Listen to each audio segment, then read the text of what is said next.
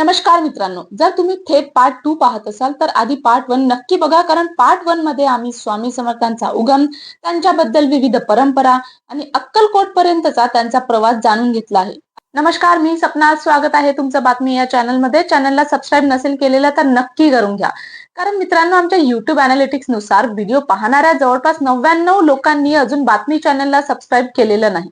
जर तुम्हालाही अशाच माहितीपूर्ण आणि सत्य घटनांवर आधारित व्हिडिओ आवडत असतील तर चॅनलला सबस्क्राईब करायला विसरू नका. तर आताच चॅनलला सबस्क्राईब करा. तुमच्या एका क्लिकमुळे आम्हाला आणखी चांगला कंटेंट बनवण्यासाठी प्रेरणा मिळते. चला तर बघूया पुढची स्टोरी. अक्कलकोट मध्ये आल्यानंतर स्वामी समर्थांची कीर्ती इतकी वाढली की त्यांच्या दर्शनासाठी सामान्य लोकांसोबत अनेक राजे, संस्थानिक आणि अधिकारीही येऊ लागले. आणि हा जो काळ होता हा ब्रिटिश राजवटीचा होता.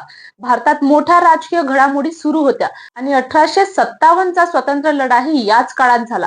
काही चरित्रांमध्ये स्वामी समर्थांनी त्या घटनांबाबत भाष्य केल्याचेही उल्लेख आढळतात. त्याबाबतचे बहुतांश संदर्भ भक्ती ग्रंथांमध्ये आहे. तर मित्रांनो, स्वामी समर्थांबद्दल आणखी एक खास गोष्ट म्हणजे त्यांची काही छायाचित्र आजही पाहायला मिळतात. त्या काळी फोटोग्राफी नुकतीच भारतात पोहोचत होती आणि स्वामी समर्थांचे फोटो काढण्यात आल्याचे उल्लेख आहेत. त्यामुळे स्वामी समर्थांचा काळ हा फार प्राचीन नसून तुलनेने आधुनिक इतिहासाशी जोडलेला होता. हे सर्व या गोष्टींवरून लक्षात येतं. अनेक वर्णांमध्ये त्यांचा उंच बांधा, लांब हात, तेजस्वी चेहरा आणि दिगंबर स्वरूपाचा उल्लेख आढळतो. स्वामी समर्थांचे अनेक भक्त पुढे मोठे संत म्हणून ओळखले गेले. काही परंपरांमध्ये शेगावचे गजानन महाराज, शिर्डीचे साईबाबा, शंकर महाराज आणि इतर संतांची त्यांच्याशी संबंध जोडला जातो.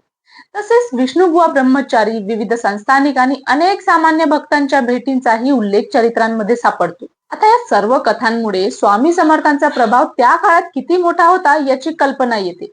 याच काळात वासुदेव बळवंत फडके स्वामी समर्थांच्या दर्शनासाठी आल्याची एक प्रसिद्ध कथा सांगितली जाते. तसेच दुष्काळाच्या काळात अक्कलकोटमध्ये सुरू झालेल्या अन्नछत्राची परंपरा ही स्वामी समर्थांशी जोडली जाते. आजही हजारो भाविक त्या अन्नछत्राचा प्रसाद घेतात. 30 एप्रिल 1878 रोजी स्वामी समर्थांनी अक्कलकोट येथे महासमाधी घेतली.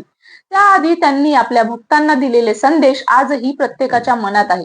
भिऊ नकोस, मी तुझ्या पाठीशी आहे. हे वाक्य फक्त श्रद्धेचा आधार नाही, तर संकटाच्या काळात धैर्य देणारा एक विश्वास बनला आहे. आज स्वामी समर्थांच्या जीवनाबद्दल अनेक कथा, परंपरा आणि ऐतिहासिक नोंदी उपलब्ध आहेत.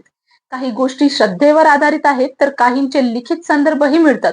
पण एक गोष्ट मात्र निर्विवाद आहे, अक्कलकोटचे स्वामी समर्थ आजही लाखो भक्तांच्या श्रद्धेचं केंद्र आहे.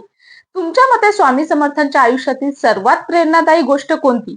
आम्हाला कमेंट सेक्शन मध्ये नक्की सांगा. आणि व्हिडिओ आवडला असेल तर लाईक करा, शेअर करा आणि अशाच माहितीपूर्ण व्हिडिओसाठी बातमी चॅनलला सबस्क्राईब करायला विसरू नका. धन्यवाद.